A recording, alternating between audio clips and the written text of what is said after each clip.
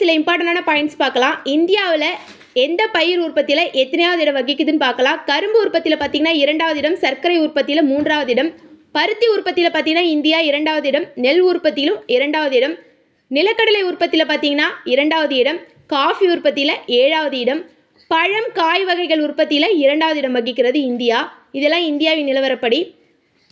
எந்தெந்த மாநிலத்தில் எந்த பயிர் முதன்மை வகிக்கிறதுன்னு பார்க்கலாம். கர்நாடகாவில் காஃபி, இமாச்சல் பிரதேசத்தில் ஆப்பிள், குஜராத்தில் பார்த்தீங்கன்னா எண்ணெய் வித்துக்கள், மேற்கு வங்கத்தில் சணலும் நெல்லும், சர்க்கரை பார்த்தீங்கன்னா உத்தரப்பிரதேசம், நறுமணப் பொருட்கள் பார்த்தீங்கன்னா கேரளாவில்.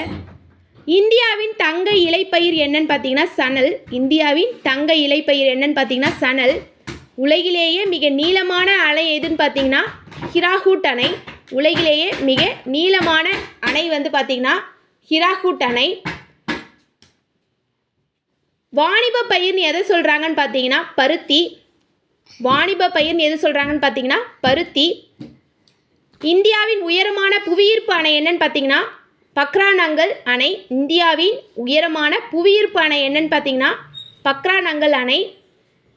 ஆறுகளின் மூலம் உருவான மண் எதுன்னு பார்த்தீங்கன்னா வண்டல் மண். செம்மண் மண்ணில் இரும்பு ஆக்சைடு அதிகமாக காணப்படுகிறது. செம்மண்ணில் பார்த்தீங்கன்னா இரும்பு ஆக்சைடு அதிகமாக காணப்படுகிறது. தங்க இலைப்பயிர் என்னன்னு பார்த்தீங்கன்னா சணல். உலகிலேயே மிக நீளமான அணை எதுன்னு பார்த்தீங்கன்னா ஹிராகுட் அணை. பருத்தி பார்த்தீங்கன்னா வாணிப பயிர்னு சொல்லுவாங்க. இந்தியாவின் உயரமான புவியீர்ப்பு அணை என்னன்னு பார்த்தீங்கன்னா பக்ரானங்கல் அணை. இந்த வீடியோ உங்களுக்கு யூஸ்ஃபுல்லாக இருந்ததுன்னா ஷேர் பண்ணுங்கள், சப்ஸ்கிரைப் பண்ணுங்கள். நெக்ஸ்ட் வீடியோவில் பார்க்கலாம். தேங்க்யூ.